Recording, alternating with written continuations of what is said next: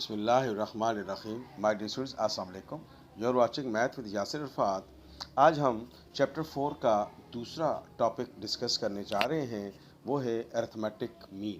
हमने 4.2 में arithmetic progression को डिस्कस किया था। आज हम डिस्कस करने जा रहे हैं अरिथमेटिक मीन। अब arithmetic mean, single arithmetic mean पहले हम डिस्कस करेंगे, फिर उसका फार्मूला हम ड्राइव करेंगे और फिर हम बात करेंगे एन अरिथमेटिक मीन अगर दिए हुए होंगे तो फिर हमने क्या करना है। लेट कर लेते हैं कि A B the arithmetic mean between A and B. ये हमने सपोज कर लिया।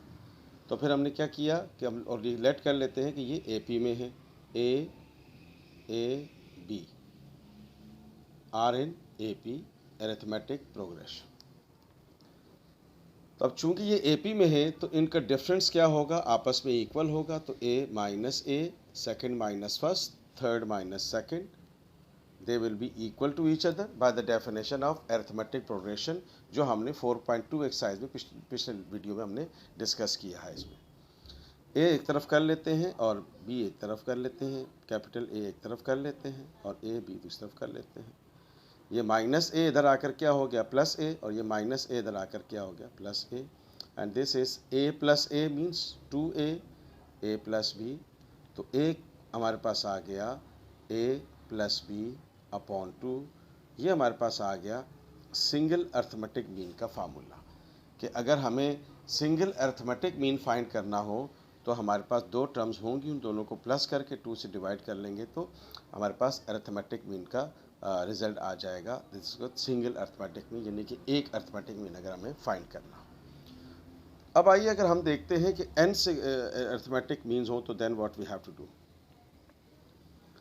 n अरिथमेटिक मीन, तो हम लेट कर लेते हैं कि n अरिथमेटिक मीन है, तो हम लेट कर लेते हैं कि फिर क्या होगा, a1, a2, a3 up to an be n arithmetic means between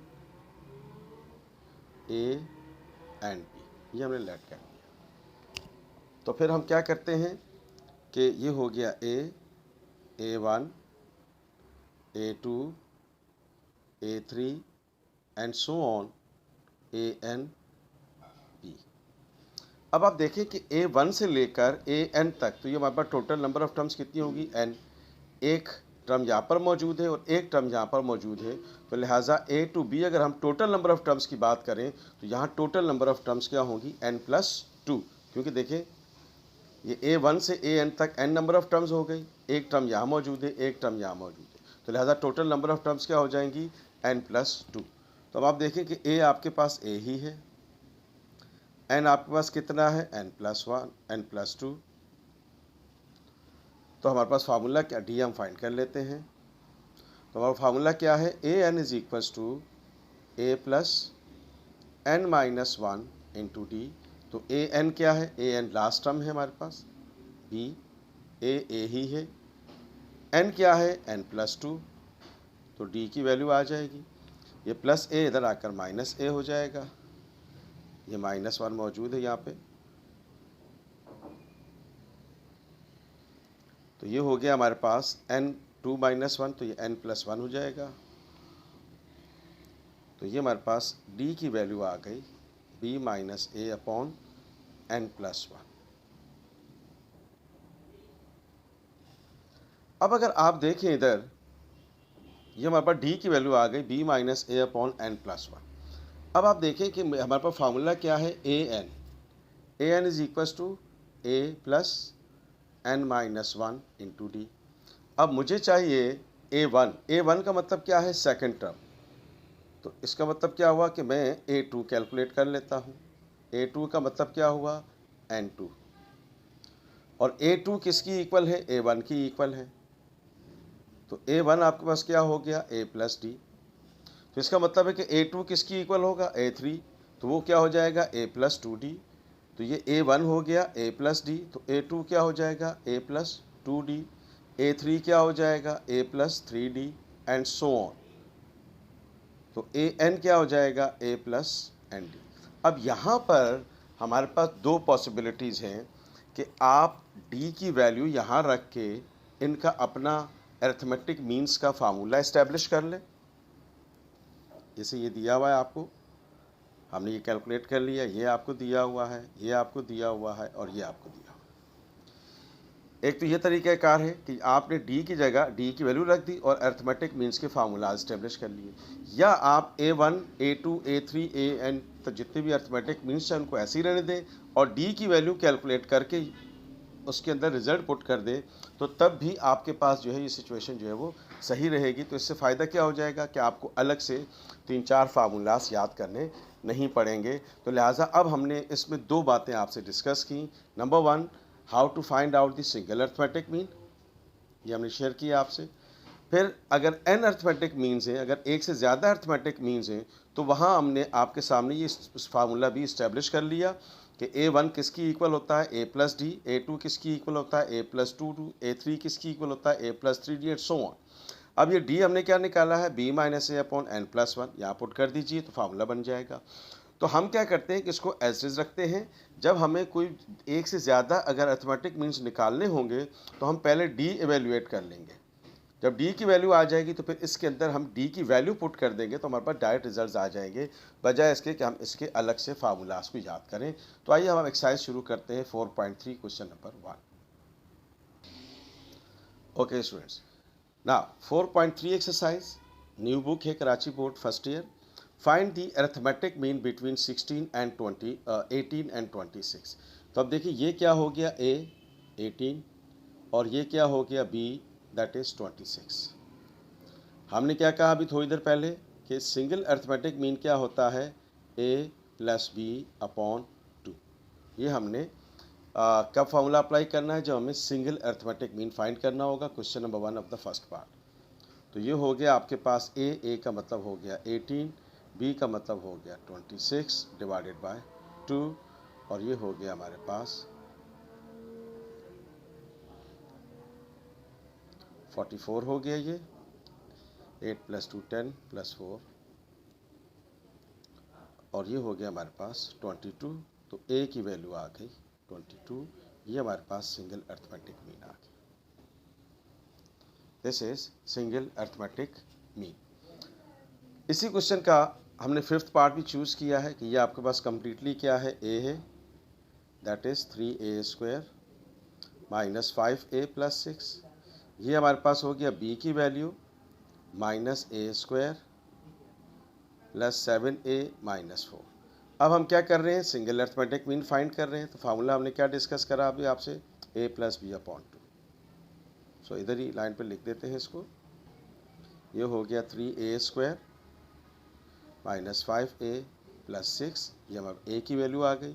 फिर हमारे पास क्या है, plus minus minus A square plus 7A minus 4। ये प्लस कर दिया क्योंकि ये माइनस है तो इसे हमने माइनस लिख दिया डिवाइडेड बाय 2, यानी कि ये A की वैल्यू आ गई और ये B की वैल्यू आ गई, दोनों को प्लस करके लिख दिया। सिंगल अरिथमेटिक मीन का फार्मूला करने का यही फार्मूला है हमारे पास। 3A स्क्वायर में से 1A स्क्वायर माइनस हो गया तो 2A स्क्वायर बच गया, 3A square minus 1A square, minus 5A में से प्लस 7A निकलेगा तो प्लस 2A बचेगा, 6 में से 4 माइनस होगा तो हमारे पास 2 बच जाएगा डिवाइडेड बाय 2।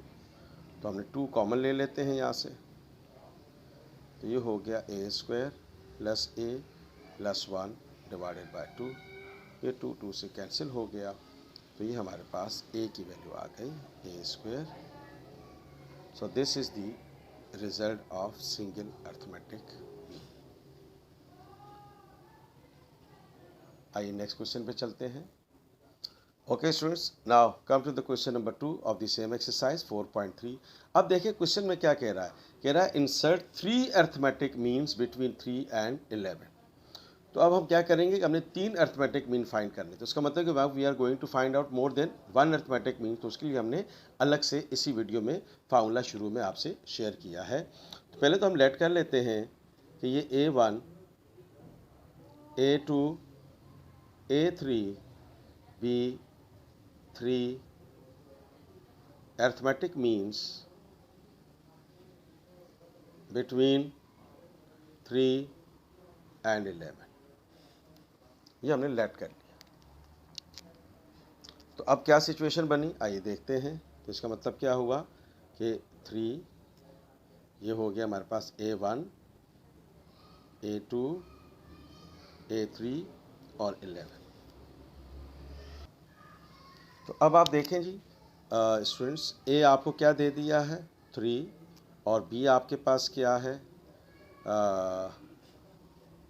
11। हमने आपको बताया था कि A1 किसकी इक्वल होता है, A प्लस D। हमने कहा A2 किसकी इक्वल होता है, A प्लस 2D। फिर हमने कहा A3 किसकी इक्वल होता है, A प्लस 3D। और फिर हमने कहा where D is equal to B minus A upon N plus 1, where N represents the total number of arithmetic means जो हमने फाइंड करने। तो मैंने शुरू में आपसे कहा था कि फार्मूला याद करने की ज़रूरत नहीं है, बस ये आप याद रख लें, D को एवेल्युएट करके यहाँ पुट कर दें, we will get the arithmetic means there. तो आइए यही काम हम करते हैं। ये हो गया 11 माइनस 3। N का मतलब क्या है, we are going to find out 3 arithmetic means, तो ये हो जाएगा 3 प्लस 1। तो ये हो गया आपके पास 4 और ये हो गया 8। 4 1 ज़ा 4, 4 2 ज़ा 8। तो आप देख रहे हैं कि D की वैल्यू आ गई 2। तो अब पहला अर्थमेटिक मीन निकाल लेते हैं, बहुत आसान हो गया। अब A प्लस D, तो ये A आपके पास क्या है 3, 2, 5 हो गया। तो अब आप देख रहे हैं कि A1 आपके पास आ गया, यानी कि फर्स्ट अर्थमेटिक मीन आ गया। अब सेकंड अर्थमेटिक मीन क्या होगा, A प्लस 2D। तो ये हो गया A2। तो A आपके पास क्या है 3, 2 मल्टीप्लाई बाय D आपने 2 निकाला।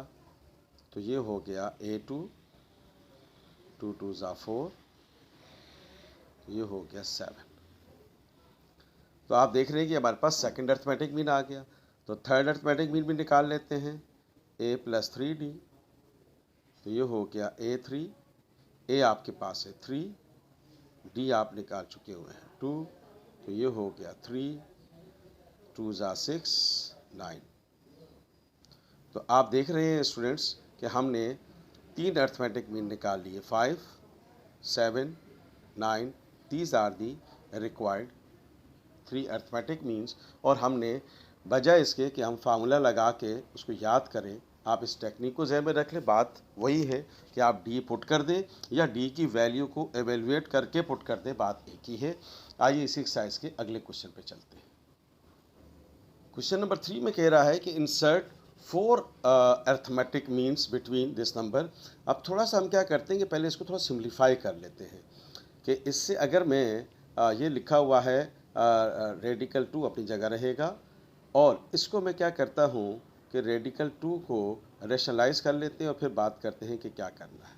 तो रेडिकल 2 से मल्टीप्लाई और डिवाइड कर लिया, तो इसका क्या फ़ायदा हुआ, ये हो गया 2 रेडिकल 2, और रेडिकल 2 4 हो गया, तो 2 बाहर आ जाएगा, 2 6 12। तो ये हो गया आपके पास 6 रेडिकल 2। यानी अगर सिंप्लीफाई हो सकती है A और B की वैल्यूज़, तो हम उसको सिंप्लीफाई भी कर लेंगे। अब यहाँ पे हमें 4 अर्थमेटिक मीन्स इंसर्ट करने हैं, फाइंड करने हैं। तो हम लेट कर लेते हैं कि A1, A2, A3, A4 be 4 arithmetic means between radical 2 and, अब इसकी जगह हमने क्या लिखना है 6 रेडिकल 2। हमने इसको सिंप्लीफाई कर लिया। तो अब हमें 4 अर्थमेटिक मीन्स फाइंड करने हैं। तो अब देखिए स्टूडेंट्स, A आपके पास क्या है 2, B आपके पास क्या है 6 रेडिकल 2। तो हम क्या करेंगे, फार्मूलाज क्या है, A1 इज इक्वल टू किसकी इक्वल होगा, A प्लस डी। A2 किसकी इक्वल होगा, A प्लस 2D। A3 किसकी इक्वल होगा, A प्लस 3D। और A4 किसकी इक्वल होगा, A प्लस 4D। ये हमारे पास 4 अर्थमेटिक मीन्स आ गए वेयर डी किसकी इक्वल है, बी माइनस ए अपॉन एन प्लस वन। तो अब आप देखिए स्टूडेंट्स, ये आ गया b माइनस ए यानी कि 6 radical 2 minus radical 2 upon 2। D की वैल्यू आ गई हमारे पास, यहाँ कुछ नहीं तो 1 होगा, 6 minus 1 that is 5, 5 radical 2 upon 2। फिलहाल इसको मज़ीद सिंप्लीफाई करने की ज़रूरत नहीं है, ये डी आ गया। अब आपके पास क्या है, a1, तो a1 किसकी इक्वल है, a प्लस डी के। तो ये हो गया आपके पास, a क्या है आपके पास, रेडिकल 2, ओके।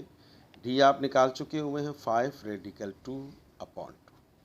इसके एलसीएम ले लेते हैं, इसके नीचे कुछ नहीं है तो 1 है। ये हो गया 2 1 ज़ा 2, इसको इससे मल्टीप्लाई कर देते हैं तो 2 रेडिकल 2 और 5 1 ज़ा 5 रेडिकल 2।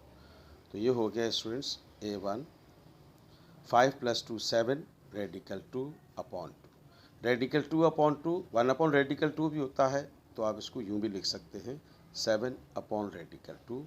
तो दोनों सूरतों में रिजल्ट सही रहेगा। इसी तरह से a2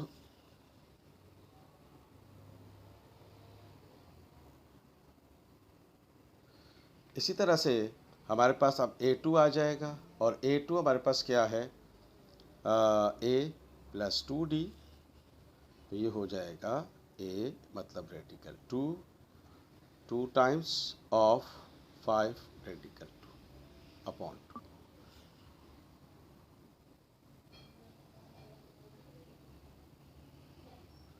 तो अब आइए इसको, ये 2 2 से कैंसिल हो गया, ये हो गया 6 रेडिकल 2। इसी तरह से हम a3 निकाल लेते हैं, तो a3 आ गया आपके पास a प्लस 3d। तो ये हो गया रेडिकल 2, ये हो गया 3 टाइम्स 5 रेडिकल 2 अपॉन 2। ये हो गया 2 1 ज़ा 2, 3 5 ज़ा 15। हमने इसका एलसीएम ले लिया, तो 15 प्लस 2 17। अब देखिए स्टूडेंट्स, 17 रेडिकल 2 अपॉन 2 और 17 अपॉन रेडिकल 2 एक ही बात है। तो इसी तरह से हमने क्या कर लिया कि हम a4 निकाल सकते हैं, a plus 4d।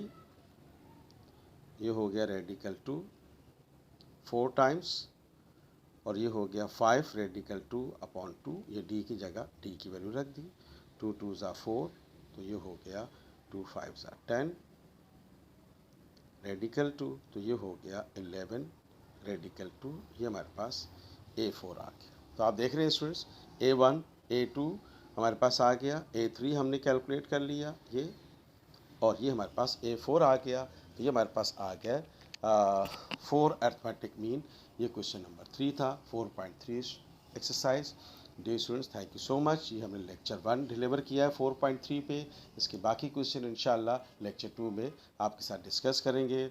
I hope you like this video, please share it and subscribe my channel math with Yasir Arafat. Thank you so much. अल्लाह हाफिज़।